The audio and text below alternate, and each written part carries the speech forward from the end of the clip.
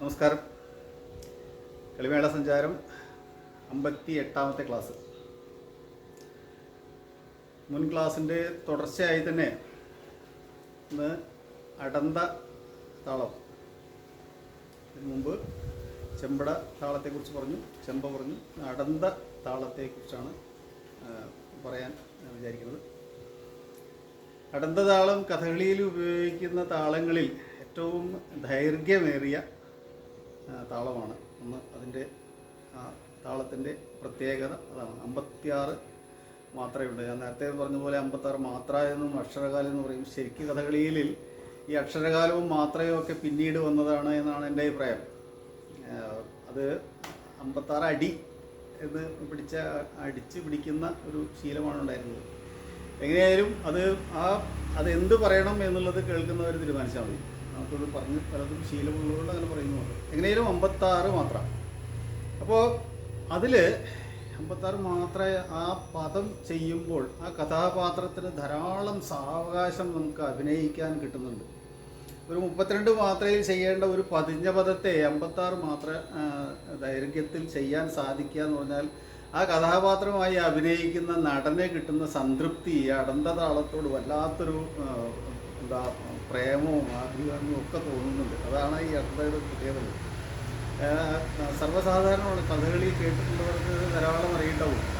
വളരുന്ന 2ാം ദിവസത്തിലെ കുവലയ വിലോചന എന്ന പദം, പതിഞ്ഞ പദത്തിൻ്റെ ഏറ്റവും എല്ലാ സത്തയും ഉൾക്കൊണ്ടുകൊണ്ട് ചെയ്യാൻ പറ്റുന്ന ഒരു കഥാപാത്രമാണ് ഈ 2ാം ദിവസത്തിലെ നടൻ എന്നത്. ചിരകാലമായി പ്രേമിച്ചു കൊണ്ടിരുന്ന അവർ വിവാഹം കഴിക്കുന്നു. വിവാഹം കഴിച്ചിട്ട് ആദ്യമായി രമേശിയെ കണ്ട് അപ്പോൾ ഇതൊക്കെ ചേർന്ന് അഭിനയിക്കാൻ കിട്ടുന്ന സാവകാശം അത് ഈ 56 മാത്രയിലുള്ള അടന്തയിൽ സാധിക്കുന്നു എന്ന് പറയാനാണ്.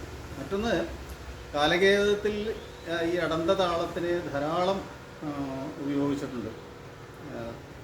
മാതലി അർജുനൻ്റെ അടുത്ത് വന്ന് സ്വർഗത്തിലേക്ക് പോകാൻ ക്ഷണിക്കുന്നതിന് വേണ്ടി അർജുനോട് പറയുമ്പോൾ അർജുനൻ പറയുന്ന സലജോഹം എന്ന പദം 56 മാത്രയിലുള്ളതാണ്. സ്വർഗത്തിലെത്തി അർജുനൻ ഇന്ദ്രനോട് പറയുന്ന ജനക തവ ദർശനാലിന്നു എന്ന പദം 56 മാത്രയിലുള്ളതാണ്. ഇങ്ങനെ സുഭദ്രാഹരണത്തിൽ സുഭദ്രയെ മാലയിട്ട് കഴിഞ്ഞ് കൃഷ്ണനോട് തൻ്റെ സാഫല്യവും ഒക്കെ പറയുന്നത് എന്താ ഈ 56 മാത്രമുള്ള കഷ്ടം ഞാൻ കപടം കൊണ്ടു എന്നുള്ള പദത്തിലാണ്. കളരിയിൽ ധാരാളം പതിവുണ്ടെങ്കിലും അരങ്ങത്ത് ഒരു പക്ഷേ ആരെങ്കിലും കണ്ടിട്ടുണ്ടോ എന്ന് പോലെ ഒരു അപൂർവ വസ്തു എന്ന് വിശേഷിപ്പിക്കാവുന്ന അർച്ചനം ചെയ്തു എന്നൊരു പദം ഭീമൻ്റെ ഉണ്ട് ഘടോൽക്കഥനോട്. അത് ഈ 56 മാത്രമുള്ള പദം. അങ്ങനെ ധാരാളം പദങ്ങൾ ഈ അടന്ത പതിഞ്ഞ കാലത്തിൽ ഉണ്ട് പദങ്ങൾ. അതൊക്കെ കഥകളി അരങ്ങത്തും കളരിയിലും ഒരേപോലെ ഉണ്ട് എന്നതും അതിൻ്റെ ഒരു സവിശേഷതയാണ്.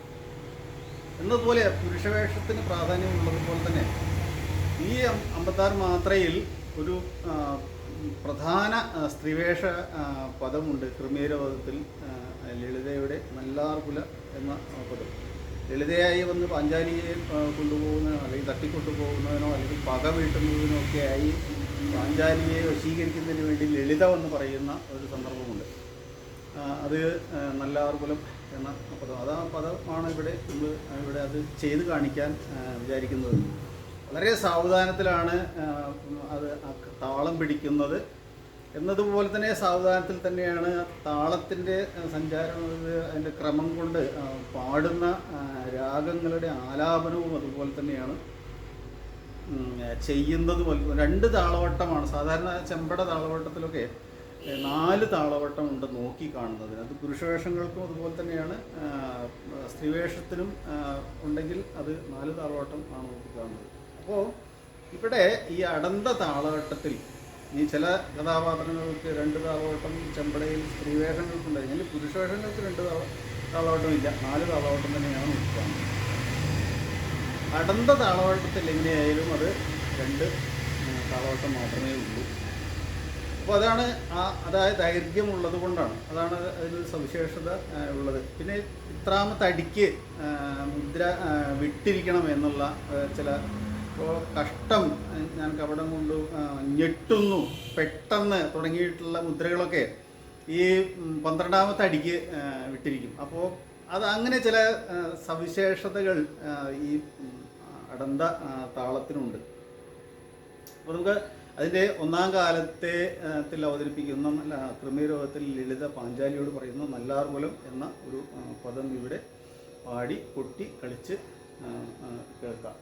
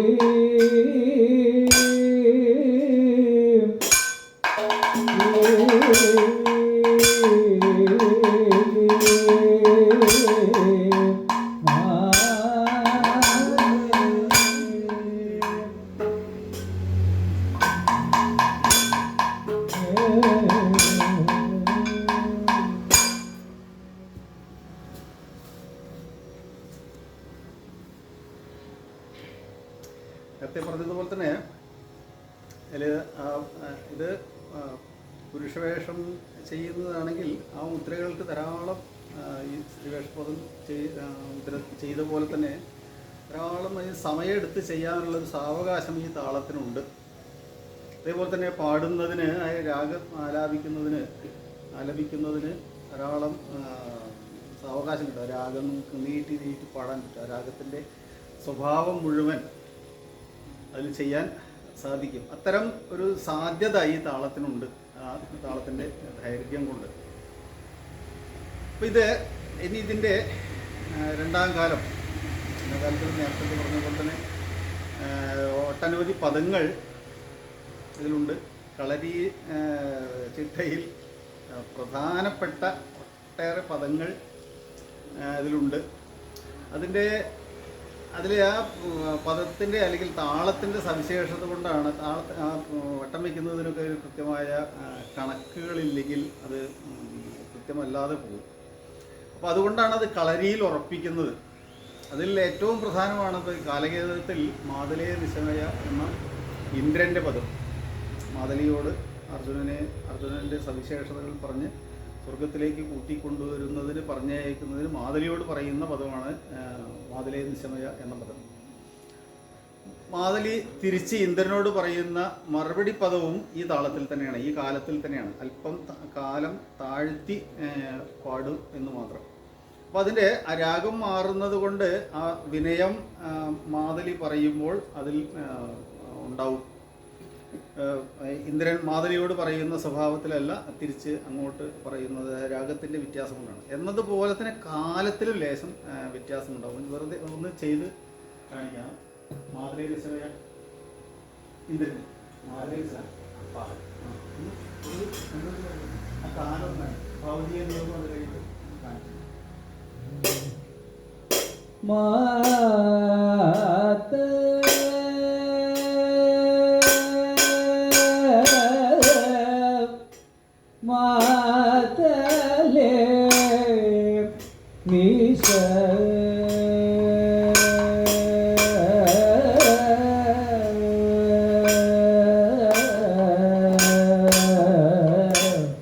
നിശമയ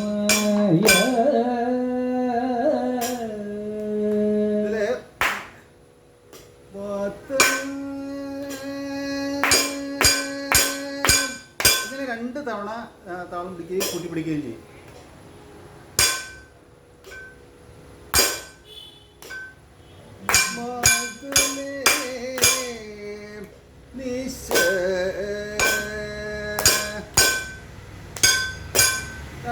ഇങ്ങനെയാണ് താളം പിടിക്കുന്നത്. ഇനി അടുത്ത ഭൗതിക നിയോഗം മാതലി ഇന്ദ്രനോട് പറയുന്നതാണ്. കാലം അല്പം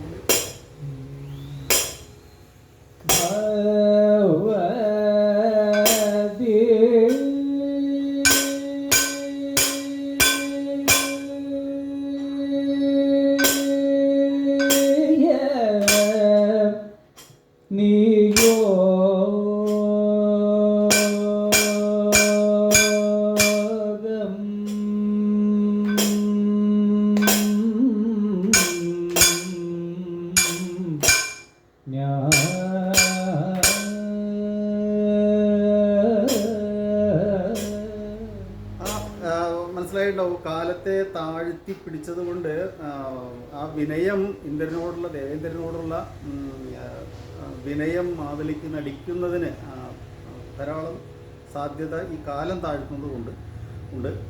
മറ്റൊന്ന് ആ രാഗം മാറുന്നത് കൊണ്ട് കൃത്യമായി അത് ഭാവം വരികയും ചെയ്യും. അപ്പോൾ ഈ താളത്തിൽ തന്നെ ഈ കാലത്തിൽ തന്നെ കാലത്തെ അല്പം ഉയർത്തി കാലത്തെ അല്പം താഴ്ത്തി പാടുന്ന ശീലമുണ്ട്.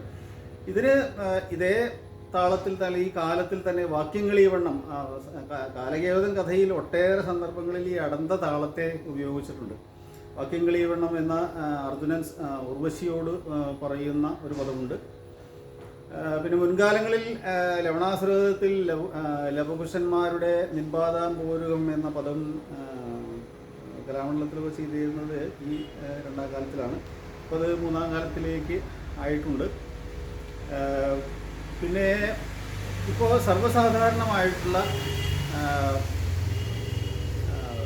നളചരിതം രണ്ടാം ദിവസത്തിലെ കുവലയ വിലോചന എന്ന പദം, നേരത്തെ ഒന്നാം കാലത്തിൽ അത് പറഞ്ഞു. അപ്പോൾ അവിടെ തൻ്റെ പൂർവ്വ കഥ അല്ലെങ്കിൽ ഒന്ന് സ്മരിക്കുന്ന സന്ദർഭമുണ്ട്. ആ സ്മരിക്കുന്നതിൻ്റെ ഉത്സാഹവും അല്ലെങ്കിൽ ദമയന്തിയോട് പറയുന്നതിൻ്റെ ഉത്സാഹവും അല്ലെങ്കിൽ അത് ആ സ്മരണയും ഒക്കെ ഓർക്കുന്നതിന് വേണ്ടി ആ കാലത്തെ പതിഞ്ഞ കാലത്തിൽ നിന്ന് രണ്ടാം കാലമായി ഉയർത്തി ആ സന്ദർഭത്തെ പറയുന്ന നളൻ്റെ ഒരു അവസ്ഥ ഇവിടെ കാണിക്കാം. ഇന്ദ്രാദികളും വന്നു എന്നുള്ള പദം.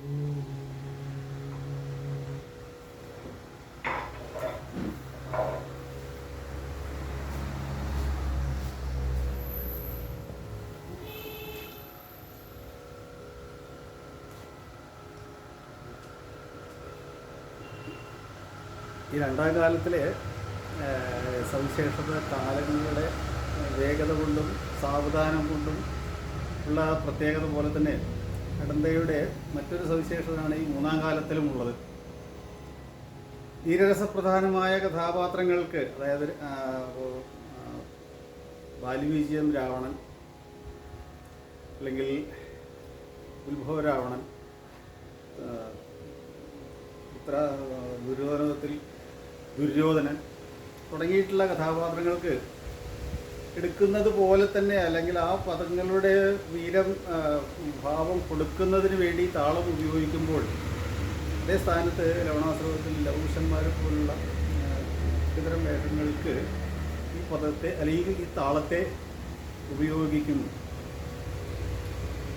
അതിൽ വട്ടമച്ചലാശം രണ്ട് കാലത്തിലും രണ്ട് സന്ദർഭങ്ങളിലും വട്ടമച്ചലാശം എടുക്കുമ്പോൾ വ്യത്യസ്ത അനുഭവങ്ങളും അതുകൊണ്ട് വരുന്നുണ്ട്. വളരെ വിദഗ്ധമായിട്ടാണ് അത് ആ താളത്തെ അല്ലെങ്കിൽ ആ പദത്തെ, ആ രാഗത്തെ, ആ കഥാപാത്രത്തിൻ്റെ ഭാവത്തിനനുസൃതമായ വിധത്തിൽ ഉപയോഗിച്ചിരിക്കുന്നത്. അതിൽ വട്ടമച്ചലാശന് വട്ടം തെറ്റിയാൽ മുദ്രകൾ കാണിക്കുന്ന സംവിധാനവും ഇത് ഈ താള കാലത്തിൽ ഉണ്ട്. ഇങ്ങനെ നമുക്ക് ആ കാലത്തിലെ എന്ന പോലെ തന്നെ സ്ത്രീവേഷത്തിനും ഈ പദങ്ങൾ ഉപയോഗിക്കുന്നുണ്ട്. അല്ലെങ്കിൽ ഈ കാലത്ത് താളം ഏതാ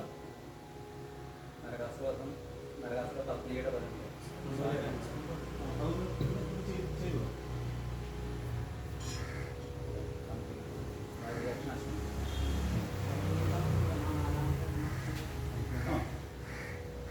പങ്ക്തി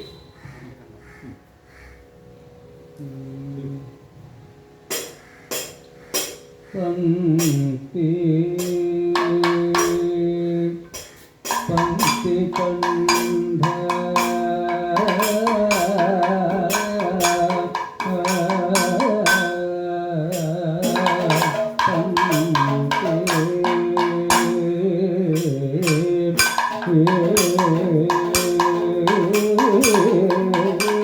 പങ്ക്തി കണ്ഠ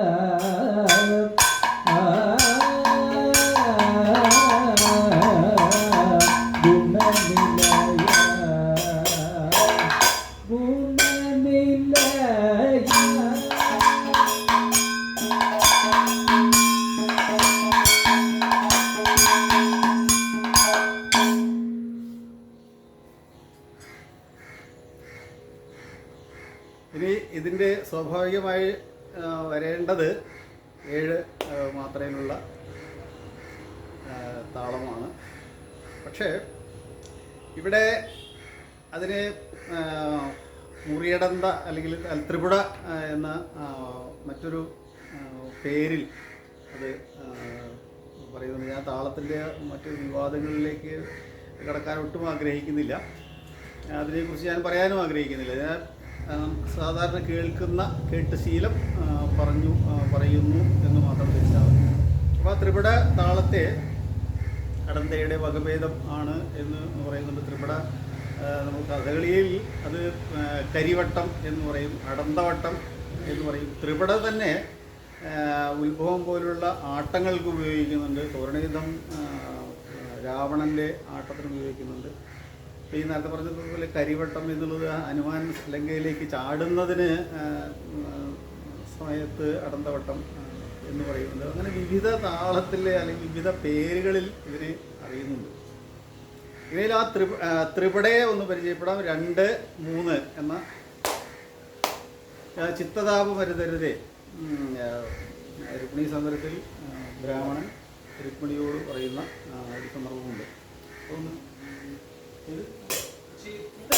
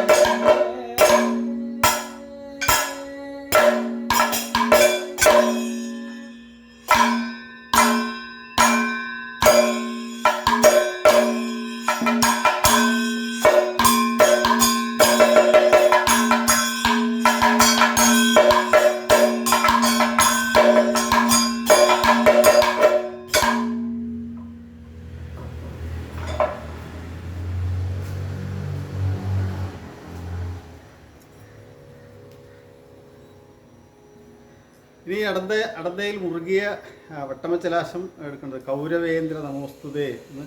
കൗരവേന്ദ്ര നമോസ്തുതേ നൃപദേ കരവാമതിവദ തോം തത്തത്തീം തത്തത്തീം ദീം ദീം ഡണ്ണ ഗടഗട ഗടൂറഡണ്ണ ഗടത് കദര കണന ഗടൻ കണന അത് വേണ്ടല്ലോ.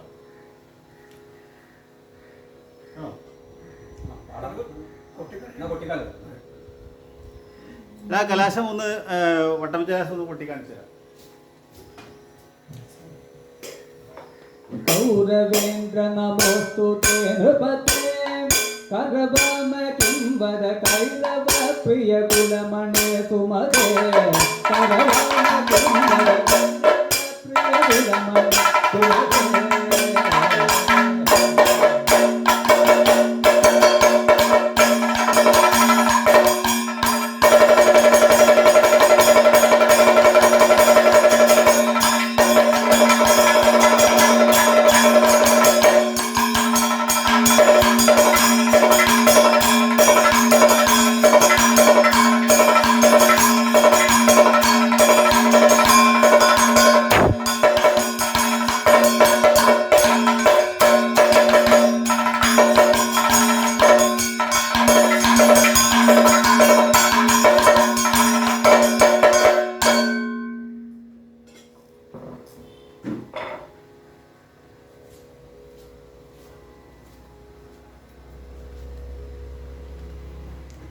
അടുത്ത താളവട്ടത്തിൽ അല്ലെങ്കിൽ അടുത്ത താളവുമായി ബന്ധപ്പെട്ട ഇനിയും ഒട്ടേറെ സന്ദർഭങ്ങളിൽ വ്യത്യസ്ത അവസരങ്ങൾ പ്രയോഗിക്കുന്നുണ്ട്.